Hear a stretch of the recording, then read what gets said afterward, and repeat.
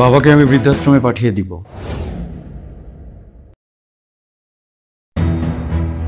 তুমি এতদিন ধরে যেটা চেয়ে আসছিলে সেটাই হবে। সত্যি তুমি বাবাকে বৃদ্ধাশ্রমে পাঠিয়ে দিবে? হ্যাঁ, তুমি তো অনেক দিন ধরেই বলছো বাবাকে যেন আমি বৃদ্ধাশ্রমে পাঠিয়ে দিই। একটা মানুষকে যতভাবে বোঝানোর চেষ্টা করতে পারে আমি সেই সবভাবে তোমাকে বোঝানোর চেষ্টা করেছি, কিন্তু দিন শেষে ফলাফল একটাই, তুমি রাজি হওনি। আর যেহেতু তুমি আমার সহধর্মিণী, আমার জীবনের অনেক মূল্যবান সময় তোমার সাথেই কাটে, আমার জীবনের বাকিটা সময়ও তোমার সাথেই কাটাতে হবে। তাই তোমার সাথে অশান্তি করে কোনো ডিসিশন নিয়ে যে আমি জীবনে সুখী হতে পারবো না সেটা আমার বোঝা হয়ে গেছে। তোমার কথাই থাকবে, আমি বাবাকে বৃদ্ধাশ্রমে পাঠিয়ে দিব। আচ্ছা, তুমি এই বিষয়টা নিয়ে মন খারাপ করছো কেন বলো তো? বাবাকে বৃদ্ধাশ্রমে পাঠিয়ে দিলে ক্ষতিটা কোথায়? ক্ষতি নেই। আমার বাবা ছোট থেকে আমাকে এত কষ্ট করে কোলেপিঠে করে মানুষ করেছেন, আজকে সেই বাবাকে আমি বৃদ্ধাশ্রমে পাঠিয়ে দিচ্ছি। এই ডিসিশনটা নেবার পর থেকে নিজের দিকে তাকাতেই আমার ঘৃণা বোধ হচ্ছে। তুমি তো জানো ছোটবেলায় আমার মা মারা গেছেন, আমার একমাত্র অভিভাবক, একমাত্র বন্ধু, সবকিছুই ছিলেন আমার বাবা। এই পৃথিবীতে আমার বাবার আমাকে ছাড়া কেউ নেই। এক্স্যাক্টলি, আমি তোমাকে এটাই বারবার বলছি যে বাবার তুমি ছাড়া আর কেউ নেই। এখন তুমি কি বাবাকে সারাদিন সময় দিতে পারো? বুকে হাত দিয়ে বলো, সত্যি করে বলবা। না, যদিও সেটা আমার পারা উচিত ছিল, কিন্তু সন্তান হিসেবে আমি কখনোই ততটা যোগ্য ছিলাম না। আমার বাবাকে ততটা সময় আমি কখনো দিতে পারিনি। সেটাই তো, বাবা বাসায় থাকলে তুমি তো আর বাবাকে সময় দিতে পারো না, আর আমি আমার কাজ নিয়ে থাকি ব্যস্ত। তাহলে এই যে মানুষটা সারাদিন বাসায় একা একা বসে থাকে, ওনার কি ভালো লাগে বলো? এই বয়সে এসে সে একাকিত্বে কতটা ভোগে তুমি জানো? বাবা যদি এখন বৃদ্ধাশ্রমে যায়, তার সমবয়সী কত মানুষকে সে ওখানে খুঁজে পাবে। ওখানে গেলে তার বন্ধু হবে, বান্ধবী হবে, কথা বলার কত মানুষ হবে বলো? কথা বলার জন্য হয়তো সেখানে তার অনেক মানুষ থাকবে, শুধু থাকবে না তার নিজের ছেলে। ইমোশনালি চিন্তা করলে চিন্তা করে যায়, কিন্তু একটু লজিক্যালি ভাবো। বাবা যখন তার সমবয়সী বন্ধু পাবে, কথা বলার মানুষ পাবে, বাবার কি ভালো লাগবে না বলো? বাবার ভালো লাগবে কি লাগবে না সেটা আমি কিভাবে বলবো? সেটা তো সবচেয়ে ভালো বাবাই বলতে পারবেন। বাবা বলেন, আপনার ভালো লাগবে না?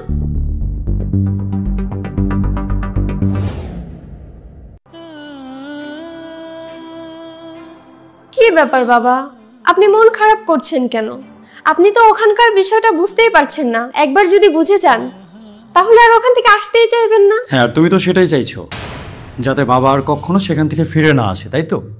না না, আমি তো সেটা বলিনি। হ্যাঁ, তুমি সেটাই বলেছো, কিন্তু হয়তোবা তোমার কাছে মনে হচ্ছে তুমি সেটা বলোনি, অথবা তোমার কাছেও মনে হচ্ছে তুমি সেটাই বলেছো কিন্তু তুমি স্বীকার করছো না। তুমি আমার সাথে এভাবে কেন কথা বলছো? মিষ্টি করে কথা বলেও যে বিষ ঢালা যায়, এটা সম্ভবত তোমাকে না দেখলে একটা মানুষ কখনোই বলতে পারবে না। তুমি কিন্তু শুধু শুধু এখন আমাকে ভুল বুঝছো। যেহেতু সংসারটা আমাদের দুজনের, তাই সকাল বিকাল আমাকে তোমার কথাই শুনতে হচ্ছে। তাই আমি যত যাই বলি না কেন, দিন শেষে তোমার ডিসিশনকে আমার মেনে নিতে হবে, কারণ আমি চাই না আমাদের সংসারে কোনো রকমের কোনো অশান্তি হোক। বাবাকে আজকেই বৃদ্ধাশ্রমে পাঠিয়ে দিব। তবে হ্যাঁ, তোমার কথা মেনে নিচ্ছি বলেই তুমি ভেবো না যে তুমি রাইট। আমাকে বাধ্য হয়ে তোমার কথা মেনে নিতে হচ্ছে। যাও, এবার বাবার ব্যাগটা গুছিয়ে দাও, আমি ওনাকে নিয়ে বের হব। তোমরা শুধু মিলেমিশে থেকো, কোনো অশান্তি করো না। আমার ব্যাগ আমি নিজেই গুছিয়ে নিতে পারবো, সেটা নিয়ে তোমরা কোনো চিন্তা করো না। না না বাবা, আপনি কষ্ট করে ব্যাগ গুছাতে যাবেন কেন?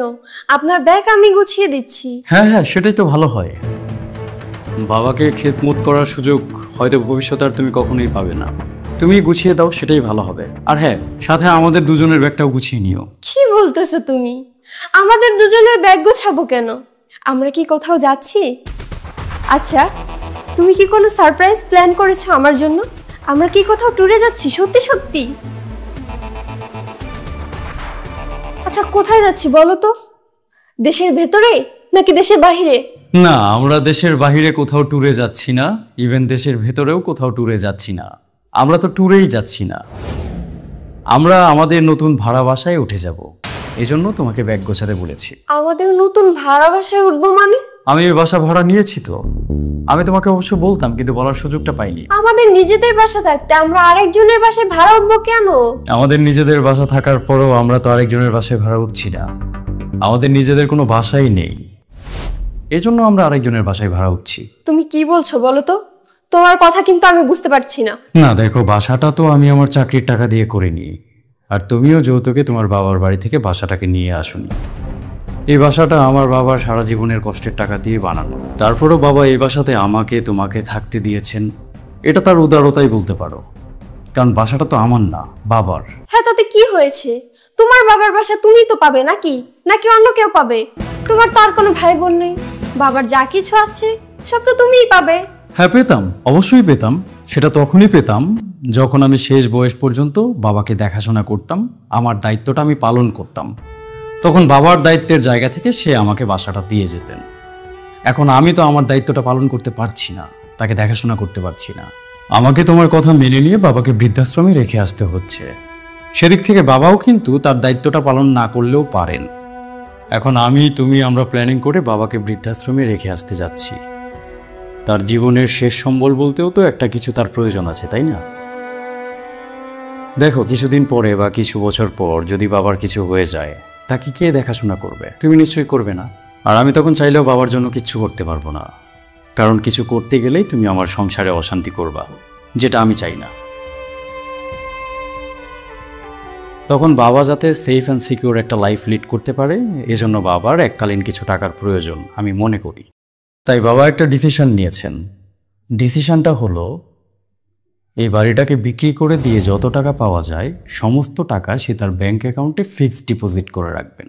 কি কি কি বলছো তুমি? আর এই বিষয়ে আমাদের পারিবারিক উকিলের সাথে আমাদের কথা হয়ে গেছে। আমি আশা করছি আগামীকালকের মধ্যেই বাসাটা বিক্রি হয়ে যাবে আর সমস্ত টাকা বাবার অ্যাকাউন্টে ঢুকে যাবে। সুতরাং কালকের পরের দিন থেকে আমরা কিন্তু এই বাসার মালিক আর থাকছি না।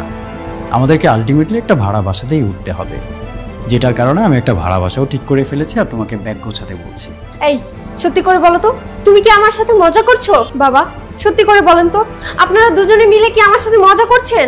ও এসব কি বলছে? আর আপনি আপনার ছেলেকে দেওয়া বাসা বিক্রি করে দিবেন? আপনি কেমন বাবা? তিনি ততটাই ভালো বাবা যতটা ভালো ছেলে আমি হতে পেরেছি। আমি ছেলে হিসেবে যতটা ভালো হতে পেরেছি তার চেয়ে ভালো বাবা তো তিনি চাইলেও হতে পারবেন না, আর তার হওয়া উচিতও না। জীবনে ভালো হওয়ার প্রয়োজন আছে, কিন্তু মাত্রাতিরিক্ত ভালো হওয়া মানুষের জন্য ক্ষতিকর। শেষ বয়সে তার দেখাশোনাটা পর্যন্ত আমি করতে পারছি না। কাপুরুষের মতো তাকে বৃদ্ধাশ্রমে আমি রেখে আসছি, আর সে তার বাসাটা বোকার মতো আমাকে লিখে দিয়ে চলে যাবেন? এটা কি হয়? এটা হয় না, এটা হওয়া উচিতও না, আর আমি সেটা হতেও দেব না। ইট মারলে পাটকেল তো খেতেই হবে। ইট তো মারা হয়ে গেছে, সেটা আমি বুঝে মারি না বুঝে মারি আর তোমার কথা শুনেই মারি। ইট যেহেতু মারা হয়েছে, পাটকেল এবার খেতে হবে, আর সেটার জন্য তোমার আর আমাদের দুজনেরই প্রস্তুতি নেওয়া উচিত। যাকে এত কথা বাড়িয়ে লাভ নেই, তোমাকে আর আমাকে এই বাসা ছাড়তেই হবে, যেমনটা বাবাকেও ছাড়তে হবে। তুমি যাও, আমাদের ব্যাগগুলো গোছাও, বাবারটা বাবা গুছিয়ে নেবেন। আজকে বিকালের মধ্যে আমাদেরকে এই বাসাটা ছাড়তে হবে। এই, না না না না, তুমি এসব কি বলছো? আমরা কোথায় যাব? কি ব্যাপার, তুমি এত ভয় পাচ্ছ কেন?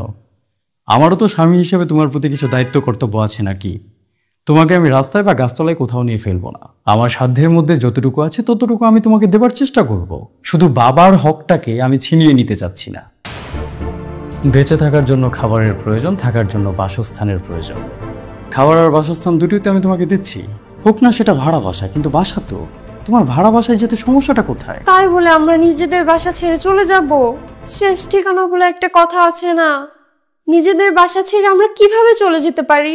আমরা ওভাবেই আমাদের শেষ ঠিকানাকে ছেড়ে চলে যেতে পারি, যেভাবে আমার বাবা তার নিজের শেষ আশ্রয়কে ছেড়ে চলে যাচ্ছেন। না না, বাবা চলে যাচ্ছে এটা তোমাকে কে বললো? বাবাকে কি আমি চলে যেতে দেব নাকি? কি বলো কি? বাবাকে যেতে দিবে না? কিছুদিন যাবত তো খুব বলছিলে যে বাবাকে বৃদ্ধাশ্রমে পাঠিয়েই তুমি ছাড়বে। ওনাকে না পাঠালে তুমি ঠিকমতো খাবে না, আমার সাথে কথা বলবে না, সংসারে অশান্তি করবে। এখন আবার কি বলো? আরে আমি তো তোমার সাথে মজা করতেছিলাম। আমি কি পাগল নাকি যে বাবাকে বৃদ্ধাশ্রমে পাঠিয়ে দেব? আরে তুমি যদি নিজে থেকে বাবাকে বৃদ্ধাশ্রমে পাঠাতে চাইতে তবুও তো আমি রাজি হতাম না। পাগল নাকি আমি? বাবার আমাদের ছাড়া কে আছে? আমি কিভাবে বাবাকে বৃদ্ধাশ্রমে পাঠাতে পারি? আরে পাগল, আমি তো দেখলাম যে তুমি বাবাকে কতটা ভালোবাসো। মিষ্টি কথা দিয়ে বিষ ঢালা, এই ব্যাপারটা না তোমার চেয়ে চমৎকারভাবে কেউ কখনো করতে পারবে না। তবে সোজাভাবে হোক আর বাঁকাভাবে হোক, তুমি যে সঠিক রাস্তায় আসতে পেরেছ, এজন্য আমি তোমার প্রতি খুবই খুশি। আচ্ছা বাবা, এখন তাহলে তুমি কি বলো, উকিলকে কি ডাকবো নাকি ডাকবো না? বাবা, তুমি যেটা ভালো মনে করো সেটাই করো, আমার এখানে কিচ্ছু বলার নাই।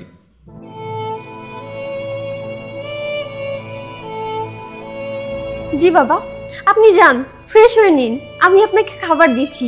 আর আপনার এ বাসা ছেড়ে কোথাও যেতে হবে না।